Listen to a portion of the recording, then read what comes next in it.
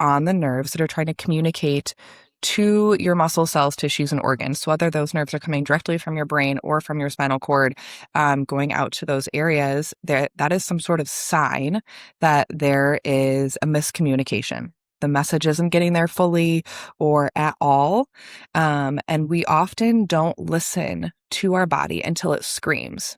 But your body has been whispering for years and years and years and years, and we're taking everything as normal. Welcome to the Cyclical Doula podcast. I'm Emma, a certified fertility awareness educator, miscarriage doula, and the founder of MMA LLC. This space is for women who want to understand their bodies deeply, not just memorize information, but actually feel confident in interpreting their cycles. Here, we talk about ovulation, hormones, cervical mucus, basal body temperature, and all that's messy in between emotional layers that come with being a woman. We talk about trying to conceive, avoiding pregnancy without hormones, postpartum transitions, pregnancy loss, perimenopause, and everything in between. Because body literacy isn't just about charting. It's about the autonomy. It's about informed consent. It's about not outsourcing your reproductive decisions to guesswork or fear. Each week, you'll hear conversations with women's health professionals, birth workers, educators, and researchers, along with solo episodes where I teach practical skills you can apply to your own cycle right away. If you have ever felt like you should have learned this information sooner, if you have ever felt disconnected from your cycle, if you want to raise the next generation without shame around their bodies, you are in the right place. So grab your tea, open up your notes app, and let's build cycle confidence together.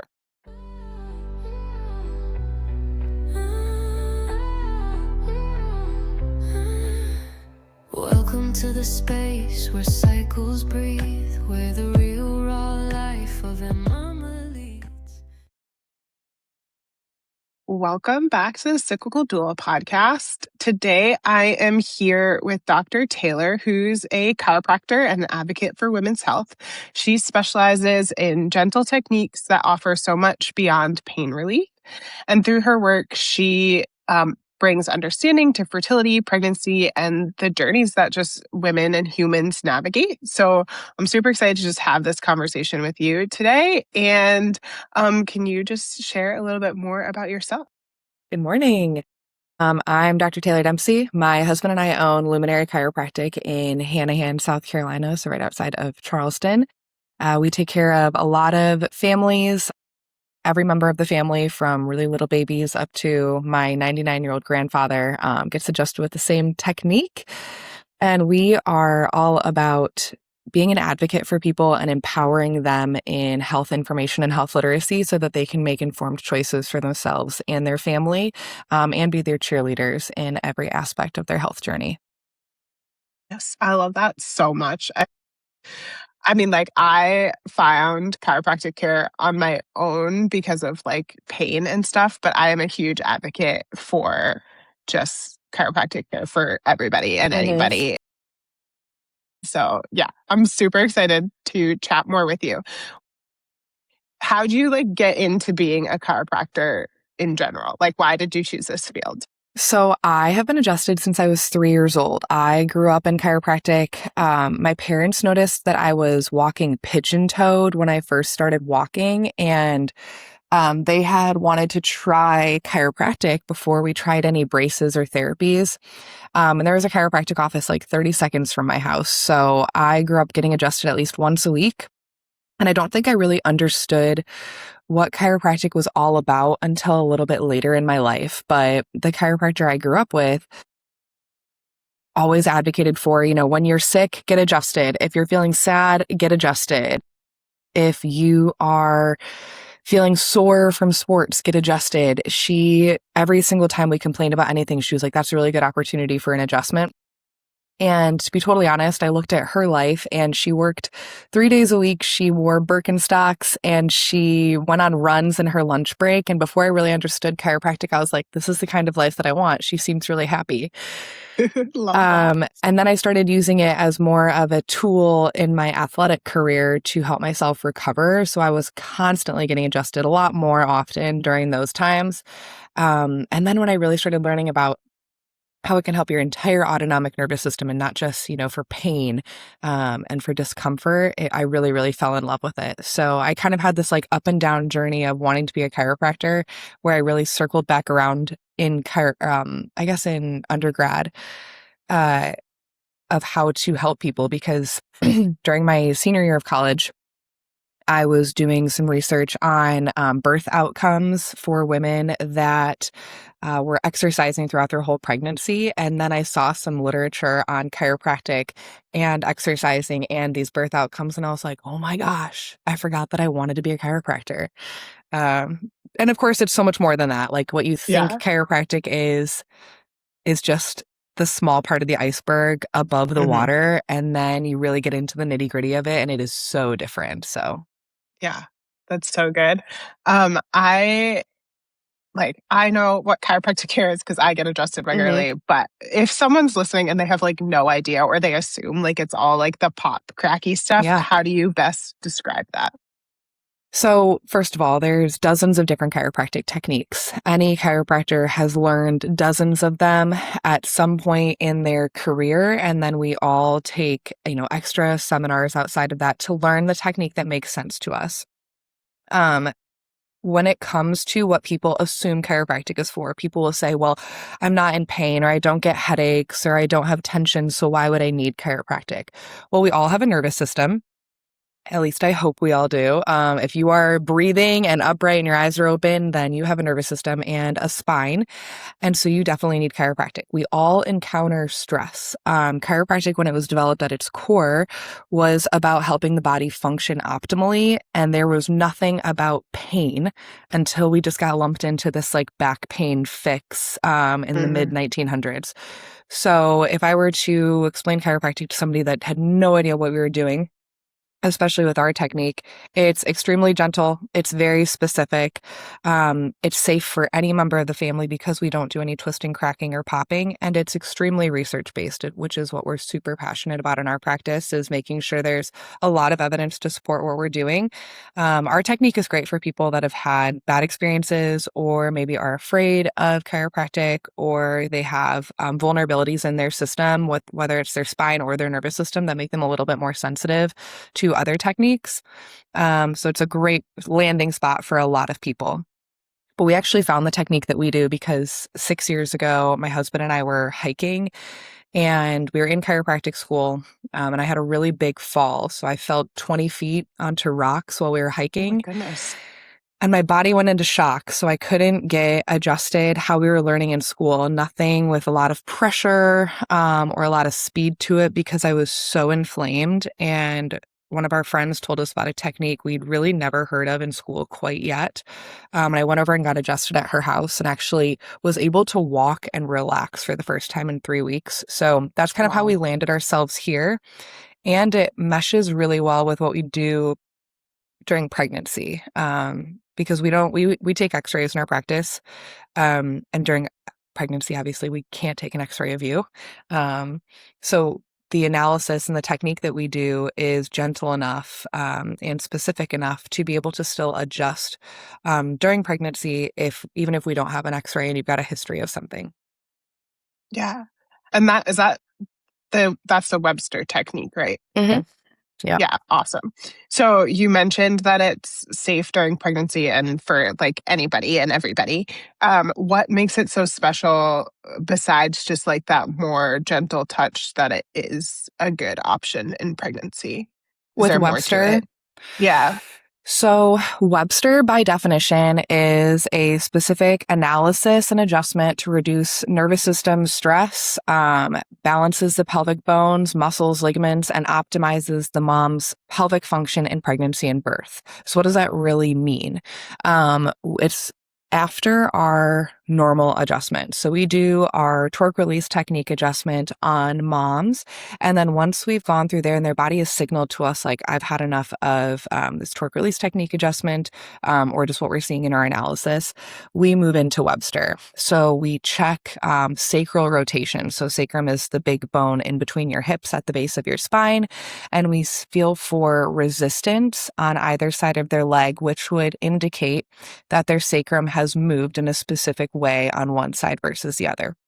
So that analysis is going to tell us about the pelvic positioning overall. Because if one bone is out in a specific way, then there's a lot of other cues we can look at of, rotation of certain vertebrae or positioning of muscles or tension of muscles, that will tell us a lot more about the pelvis. So after we've done our torque release technique, we move into this. So we do their sacrum, their sacrotuberous ligament, a piriformis sweep, and I'll go into this. We check their pubic bone on the front, we check their psoas muscle, and then their round ligaments. And this builds up Webster. So, for example, when the sacrum, which is that big bone at the base of our spine, before we get to our tailbone, a sacral subluxation or a misalignment can cause the uterosacral ligament to be torqued onto the uterus. It can create uterine tension, imbalance, a lot of restriction within that uterine wall, which will be really uncomfortable. And of course, restrict the baby from moving as well as they want to. And then another example is if there's tension on one side of the round ligaments versus the other, because there's those two round ligaments that come off of the uterus, it will increase total tension to the uterus and make it more off-center, which will really affect the position of baby. So Jeannie Ohm, or at least one of the ICPA people, always talks about how a physiological normal pelvis will allow baby to find physiological normal, which is, of course, head down in this optimal position before birth. So when we adjust the sacrum, whether we're using our adjusting tool, which is called the integrator, or we use the drop, which is a really gentle way to get the pelvic bones to move without using excessive force. We first adjust the sacrum with the drop technique, and then we move into the sacrotuberous ligament, helping that to relax, helping the sacrum to move a little bit more. We always do post checks to really follow up on what we're doing. And then when we do a piriformis sweep, this is really just getting those muscle fibers in their glutes, that piriformis muscle, to relax. Everybody loves how that feels. And we often teach dads how to do this at home too. And then after we've done that, we flip mom over onto her back. We check her pubic bone. A lot of times women will complain before they start getting adjusted of the lightning crotch, that zinging in their legs. And a lot of times that's coming from the separation of their pubic bones, which sounds very, very uncomfortable. So we adjust their pubic bones. We check their psoas muscle. So the psoas goes from your spine underneath your belly down into your legs. It's a really deep hip flexor. And when that's really tight, especially if it's tight on one side, it will hold the belly up on one side or both and not allow baby to get full range of motion in there. And if we took pictures before and after adjustments, oftentimes we see that belly has relaxed or even expanded up and down, or just allowed baby to be more forward rather than holding in this really uncomfortable tight position. So belly changes quite a bit. So we release the psoas muscle, and then we move into the round ligaments. And this is something that I teach dads, or both my husband and I teach dads how to do at home, is to help release the round ligaments of their wife or their female partner. And they put pressure on the round ligaments. And this is one of the favorite parts for a lot of women during their Webster adjustment, because it just allows them to take a big exhale. And you often feel baby moving a lot while we're doing this. And it is a really intimate part of what we do every day. I mean, what we do with our people that are not pregnant is our torque release technique adjustment. Then we analyze their pelvis and maybe use the drop with them. But when it comes to pregnancy, I always warn people at the beginning, I'm like, we are going to be up close and personal. This is pretty intimate.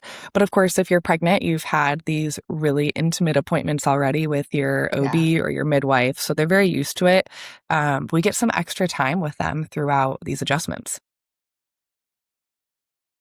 Yeah, that's great. I think that was literally one of my favorite parts of being adjusted in pregnancy was just Hmm. like the fact that it just felt so much more um relaxing. And the place that I had gone to, this was in Vermont when we lived there, and they also had like a physical therapist who had like massage techniques. So there was like, it was like a whole hour experience, which is not typical for most Yeah, chiropractic adjustments, but it was like such an experience of like really being able to sit in my body well and like be best prepared. And I think that's something that if people aren't used to chiropractic care, like that can be such an amazing part of that pregnancy, of being able to really like get your body to relax and be in the best state, and really help in all of those things.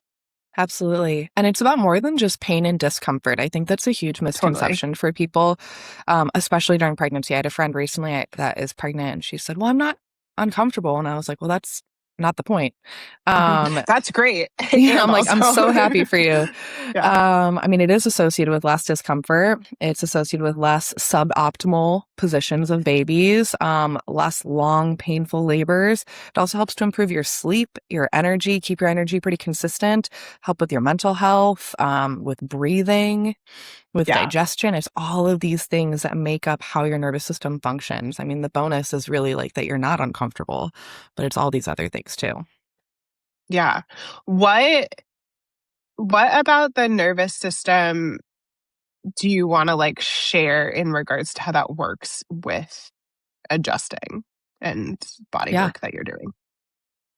In relation to body work, of course, I mean, there's so many different techniques for nervous system regulation and really fine tuning your nervous system. We spend a significant amount of time with our practice members before we ever adjust them to help them understand how their nervous system works, how it's working for you, and in relation to why you landed yourself in our practice. So a lot of people don't have the understanding of how the nervous system works. Hmm. Um, but pain and discomfort and symptoms in general are signals from our nervous system that there is some sort of pressure um, on the nerves that are trying to communicate to your muscle cells, tissues, and organs. So whether those nerves are coming directly from your brain or from your spinal cord, going out to those areas, that is some sort of sign that there is a miscommunication. The message isn't getting there fully or at all. And we often don't listen to our body until it screams. But your body has been whispering for years and years and years and years, and we're taking everything as normal. Whether you have asthma or you don't sleep very well or you get bloated, these are all signals that your body is under distress. And we're just like, well, we just get bloated because I ate out. And then after a while, it just compounds and your body says, well, I've got to give you this red alert. So Yeah. when we spend time with people before we ever adjust them, in our consultation, we talk about stress, and not just mental stress, right? We talk about chemical stress, physical stress, emotional stress, traumas, the original trauma of your life, which is your own birth experience. We talk about innate intelligence and the intelligence of your body and how it wants to heal. We talk about anatomy. We talk about how much time it might take for your body to make major changes and the responsibility of people outside of what we're doing. What we're doing is amazing, but you have to take radical responsibility for your own health. We talk about the autonomic nervous system and how other symptoms might arise. Like, yes, their headaches might be their main focus right now, but I'm also concerned with how their body's functioning. How's your energy? How's your sleep? Are you feeling depressed? What does that look like for you? We also share this model that we're trying to help everyone adopt, which is preventative and proactive versus reactive healthcare. And really Hmm. working through those paradigm shifts before we ever adjust them. And then there's a huge amount of information that we give to our practice members verbally, visually, and then also for them to take home to really study for themselves, to help them make informed health decisions. A lot of people are putting their trust in other people that might not explain everything to them. And when you're making health decisions for yourself and for your family, you really want to be able to make that informed, confident decision. We're also really big on bodywork being an umbrella. I myself, I get adjusted, 1 or 2 times a week. Typically, I get massages. I've done acupuncture. I'm a huge fan of pelvic floor physical therapy for myself. I've done PT. I see a therapist myself. So it's more than just one thing, especially during pregnancy. There's so many different players there.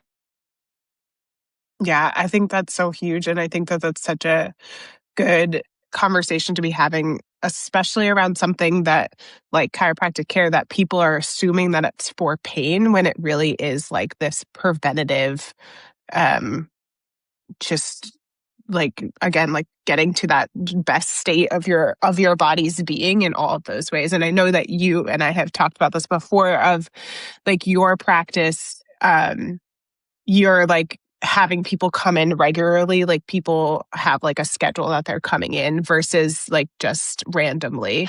Is there anything that like you want to share about that just so that people know like how people kind of come into your practice? It's not just like a one and done situation. It's really getting to know them and supporting them through their whole Absolutely. experience. What I grew up with was come when you need to, walk-in based. And of course, I used that to its full extent, but not everyone does. We get a lot of people that are like, well, my old chiropractor just told me to come like once a month. And what I know through research is that your body cannot go 30 days without some sort of subluxation, which is major stress to the nervous system via pressure on the nerves from a bone being out of place. So if you think about that's like in a perfect world, if somebody's not stressed, we all deal with an immense amount of stress on a day-to-day basis. Your nervous system is being assaulted by, technology, by sitting, by sleeping in a weird position, by driving in your car, and then not to name all the other things that we do on a daily basis. Right. So, of course, it's about getting you from point A to point B. You come into our practice, you've got all of these complaints, and your quality of life is here right now. So we want to see people frequently at the beginning. We typically start people off anywhere from 2 to 3 times a week to really work through what they're doing and build their threshold for what their body can adapt to. And then as their body starts to adapt, we decrease their frequency so that their body has the ability to heal more on its own now that we've managed a lot of symptoms.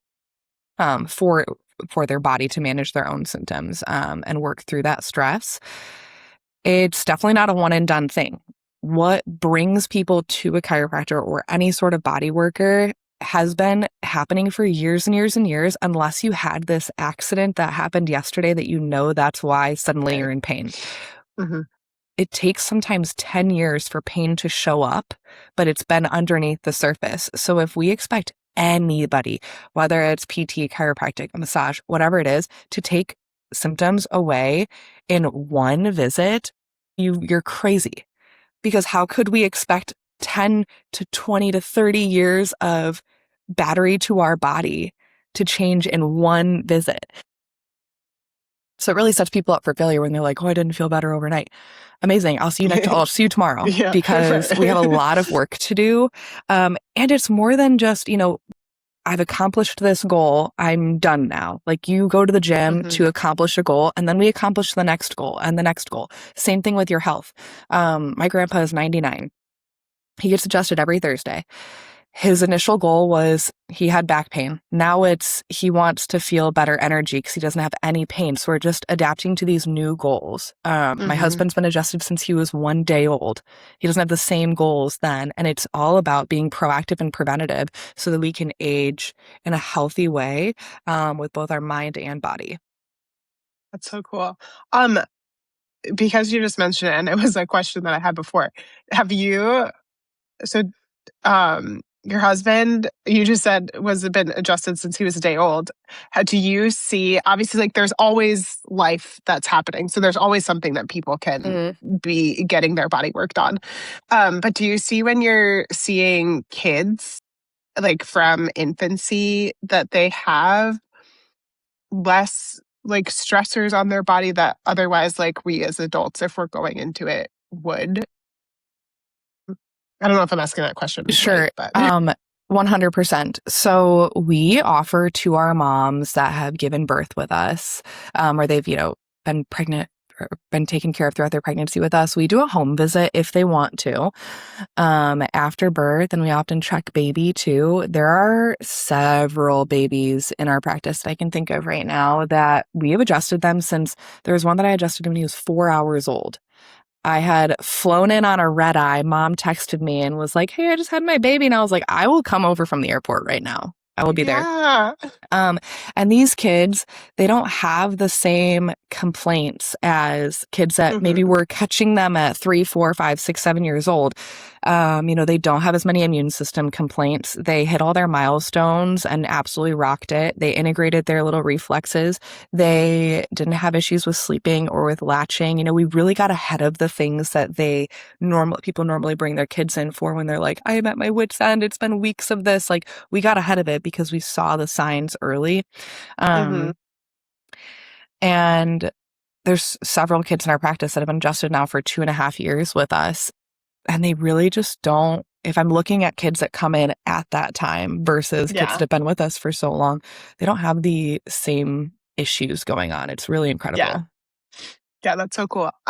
So you also mentioned earlier about like birth being a trauma in the sense of like physical stuff on your body for an infant.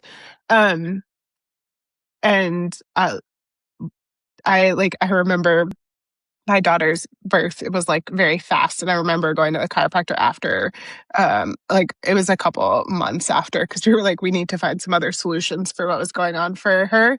And I remember them being like, "Oh yeah," because like they asked me all these questions about how the birth went, and it was a natural birth, and like it was fast. And so like I was like nothing could have been like quote wrong, and nothing was wrong, but she was birthed so fast that they were like, "Yes, that's probably why her neck is so tight," and things like that. And I think that that's sometimes helpful, especially as like a new parent, when you're trying to do all of these other things, that sometimes like just your baby can be more comfortable when they have gotten adjusted and gotten some of this body work done and things like that.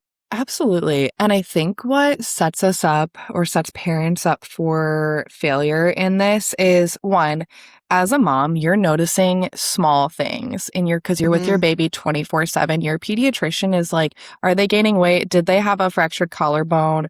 Do they have hip dysplasia? No? Then we're probably pretty good. They're looking for big, huge, scary things that happened. And what we're looking for are really, really, really small things, small signs. Being birthed really fast is overwhelming for baby to go from this perfect environment shooting out into the world. Right. Or even a C-section. I mean, they didn't go through the birth canal, so then their head didn't contract and then expand.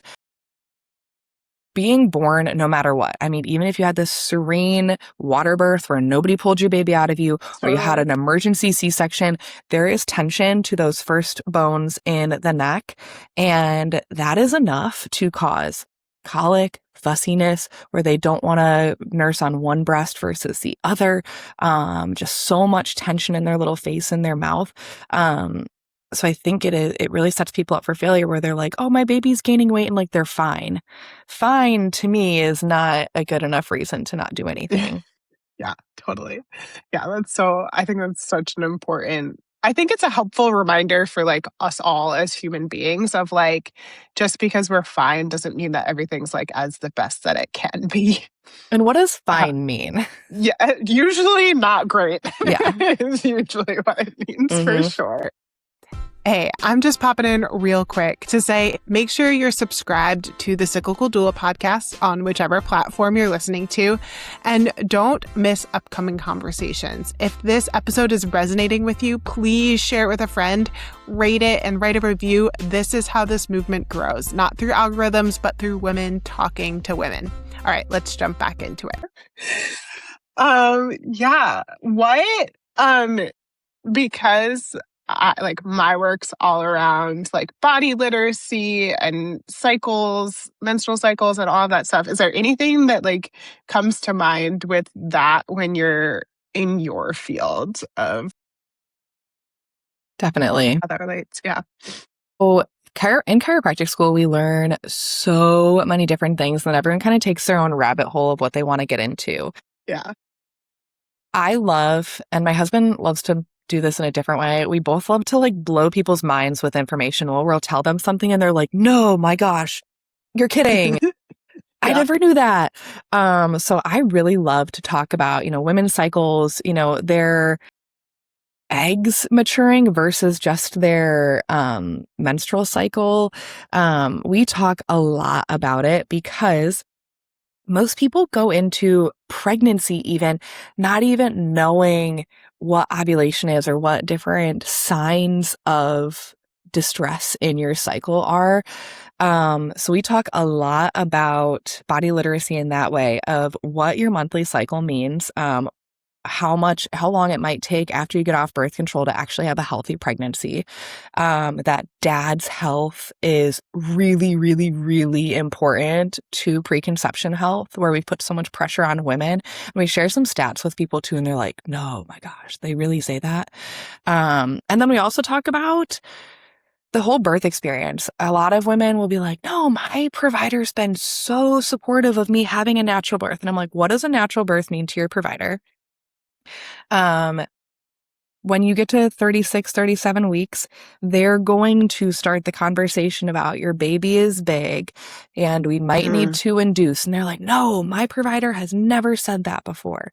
And then they come back after that, whatever it is, 36, 37-week appointment. And they're like, my provider wants to induce. And I'm like, what is the evidence? So we have these conversations a lot, and I'll send people home with links of just information about statistics. We also talk about, how high the C-section rate is in our country. I think it's 32%, because there's a lack of informed choice. There's fear being used, and a lack of support and social engagement that people don't want to educate themselves. So that is a huge part of body literacy for us, where I joke a lot. I'm like, if this doesn't feel right to you, they're not going to come to your house and pick you up for your induction, and I make jokes about it because I'm like, you know what? You have to make informed choice. I cannot make this choice for you. I'm not your obstetrician. Right. And it has to be a collaborative effort between you and your birth provider. But they might not be giving you all of the information that you need. Yeah, I think that's such a important conversation to have with everybody, of just like, it's not, if it's truly medically necessary, you will know. Like, you will be wheeled into the emergency room. Like, it will be very obvious. Like, that Absolutely. is, and I think like that's something that we forget of, like, when something is truly a medical emergency, like, it becomes obvious. Like, there is emergency medicine for a reason, and like, that's great. And I am all for like that being there. And sometimes the convenience of Western medicine can get in the way of the way that things can happen naturally. And really just like let people be in control and let people be have informed consent around all the choices that they're making. And that's so important. 100%. And I'm huge on, like, I'm not anti-medical at all. I think there's such a time and a place, like you said, for Western medicine and for emergency care. That is so essential. But I think, of course, but we have made it such a procedure and generalized birth, when birth is this innate primal experience for women, and we don't want to generalize it. I mean, normal gestation is 37 to 42 weeks, 38 to 42 weeks, and of course when we get to that 40-week point, everyone's like, oh my god, I'm not having contractions yet. That's okay.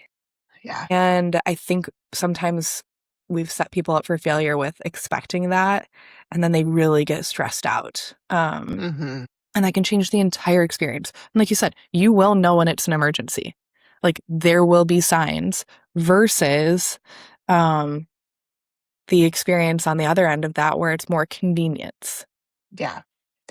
And then also, I'm like all for advocating for, like, if we as individuals like have that like gut feeling of something feels wrong, like, to just keep trying to find the people who will listen to find that root cause and all of those things. But as we were talking, it came to mind of one of my experiences. So with my daughter, she's my second, and I had been getting adjusted throughout all of pregnancy. And it was towards springtime. So I have really bad seasonal allergies, and I was quite pregnant. I was probably like 36, 37 weeks at the time. And I went to sneeze, was trying not to pee because, pelvic floor was not the best. And so I held my breath weird as I was sneezing, and I popped one of my ribs out, which Ugh. was one of the most painful experiences I've had in my life. And I remember I was able to call my chiropractor and get in the next morning, because it had been in the Mhm. afternoon. I got in the next morning. They were able to adjust it, and it was just sore, and it was totally fine. But I remember telling my husband that, if I hadn't had that resource, I would have, and I had wound up giving birth naturally, without any pain medication, all of these things. And if I hadn't done that, I know for a fact that I would have been in too much pain to even breathe, let alone give birth. And I think sometimes it's so helpful to remember that there's so many of these other resources that we can do to kind of bring our, again, that goes to the specific pain point, but it goes to the understanding of there's so many resources that we can do to help our body naturally come back to a state of the best equilibrium versus all of the other resources. Cause I'm I would have had to been an epidural or a C-section or all of these things, guys, because I wouldn't have been able to handle Mhm. labor at all. Absolutely. Yeah. I think there's such simple solutions to really terrifying problems. You were probably thinking, oh my gosh, this is going to completely change this experience for me. I think connecting with the right people leads you in the right path all the time. I almost seem harassive, I'm sure, to my moms, where I'm like, please, for the love of God, work with a doula. Yeah. I know you think that your husband is the most supportive, wonderful man on the planet. But when he's going to be watching you in a very vulnerable position where he's Yeah. never seen you like this, you don't know what is going to happen. He might have gone to all of the birth classes with you. He might have read all of the books. He's going to be amazing. But have a doula who can talk you through the things that are happening at the end of pregnancy that your provider might have said, or Yeah. just somebody to call and talk to while you're laboring at home that's going to say, you know what, stay a little bit longer, or we need to head into the hospital or wherever you're birthing. I am such an advocate for that, because doulas connect people with their chiropractors, with maybe a massage therapist, with pelvic floor PT, other people that can really be assets to them in the end of their pregnancy journey. Plus, be a huge advocate to stick with their birth plan when they're Yeah. actually laboring. Yeah. I think that's such an important part of everything, of just having advocates in our corner for all aspects of our life. And I think doulas are exactly the perfect person for birth, because they've done this so many times and they have all this knowledge, and they're able to walk with you and just be an outside perspective. And like you had mentioned earlier, there's all these people who do different types of body work that can be inner corner mental health people, all of these professionals. There's all these people that we can build our village. And sometimes I think we get so close to we can either handle it all on our own, or we'll just pick one person because that's all we have time for resources. But I think sometimes we forget that there's this aspect of having this huge village and community that really just helps us out in so many different ways. Absolutely. And a lot of women tell us that they don't have the village within their family Yeah. or their friends to make the choices that they are. I had a woman that I did a home visit with about a week and a half ago that maybe this was a little bit earlier. My brain is all running together. That I did a home visit with, and she was telling me that before birth, her whole family is just saying go get induced, go do this, just speed it along, whatever. And she wanted to have a VBAC. And it would have been totally different had she made different choices. I mean, she went into labor naturally. From start to finish, she was in labor for 6.5 hours before baby was born. She was adjusted throughout her pregnancy. She made her choices, but of course she's got people saying oh yeah, just schedule the induction, or oh yeah, just schedule a C-section. I did that. That's how I did it. Mm-hmm. You don't want to try for a VBAC, whatever. But she had a doula, she had a chiropractor, she had a team of people saying, like, you got this. And it Yeah. might not be your family. I mean, family can be really hard because everybody wants you to do things as you did. But we hear so many beautiful birth stories in our practice of people that are so determined to have a different experience than maybe their friends, their family, or even their first birth.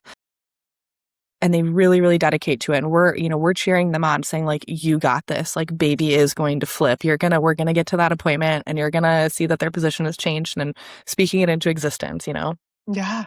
I love that. I think that, yeah, that's so good. And I think that it often just comes down to like trusting your body and trusting your own body that it's going to do what you need it to do and what you want it to do. Because yeah, all that negative talk can really mess with your brain too. Mm-hmm. And just being able to have those conversations and that support and is such a helpful aspect of care in general. 100%. Yeah. What else do you want to share with people who are listening, either about chiropractic care or just like you as a human being and how you approach life? I think everybody needs a chiropractor. There are amazing resources. If you're listening to this and you're not in Charleston, there are awesome resources to find chiropractors that actually that are prioritizing the nervous system and not just pain and twisting, cracking, popping, get out of here, that they want to make relationships with you. So I highly recommend the Principled Chiropractic Association, Nervous System Chiro database, ICPA, to look for a Webster certified chiropractor. We all learn about adjusting pregnant women and children during school, but we don't leave with the certification. So people that have spent extra time and effort taking tests outside of school to learn Webster.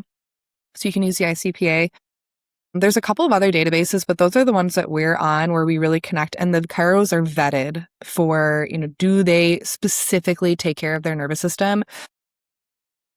And I think when it comes to fertility and pregnancy in general, or even that postpartum period, assessing your stress is going to lead you to so many answers and solutions. You can have all of the normal labs, tests, scans in the world, but if you or your partner are stressed, then your body will not perceive conception as a safe outcome or even having an enjoyable pregnancy.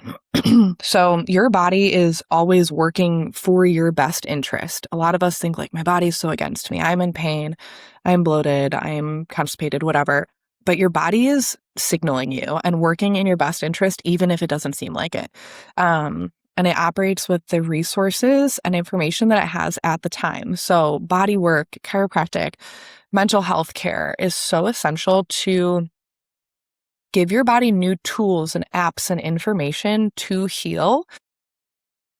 And there's no reason people have to just live as they're living and just accept their current situation as their forever. So your body can heal. It's always possible to heal if we give it the right tools, whether it's, sunshine, food, nervous system care, sleep are going to do huge, huge things for you. I love that. I think that's such a powerful aspect of just care in general. And I think as a society, we're kind of turning that way as a whole. But I think there's still like these steps of people needing to make sure that this is a priority for them, of just getting in all of those aspects of their life. Yes, 100%. Awesome. Well, it's been so much fun talking with you. So if people are listening and they're in the Charleston area, or they just want to connect with you in general, how best can people connect with you? Instagram is always a great way. Luminary Chiropractic on Instagram. I run our Instagram, so if you want to connect. Also our website, if you are in the Charleston area and want to schedule a consultation with us to learn more about your health, luminarychiropractic.com. You can schedule with us online. Because I'm always interested in connecting with new people, even if you're not in the area, of just leading you to body workers in your area, for practice members of ours that are moving or they're getting stationed somewhere else, like I will call chiropractors in the area to I love that. make sure that I will trust them with the people that I care for. So yes, please connect. Awesome. Well, thanks so much for being here and sharing all of your experiences. Yes. Thank you so much for having me, Emma. Yeah, absolutely. Thanks so much for being here today on the Cyclical Doula podcast. If this episode resonated with you, the most powerful thing that you can do is to share it. Send it to a friend, text it to your sister, forward it to that group chat. This is how conversations about our bodies start changing. Quietly, organically, woman to woman. If you are listening and thinking, okay, I want help applying this to my cycle, I offer free cycle clarity calls. It's a relaxed conversation over Zoom where we talk through your goals, your charting practices, and what kind of support that would actually make sense for you. You can book one at emma.com/free. And if you haven't already, make sure you're following or subscribe to the Cyclical Doula podcast so that you don't miss future episodes. And if you feel called to leave a rating or a review, it genuinely helps more women find this work. So thank you. You deserve to understand your body. You deserve to feel confident in your reproductive choices. And you don't have to figure it out alone. I'll see you next week. Thanks for being here. Welcome to the space where cycles breathe, where the real raw life of a mama leads. From motherhood's highs to charting the low, your body's story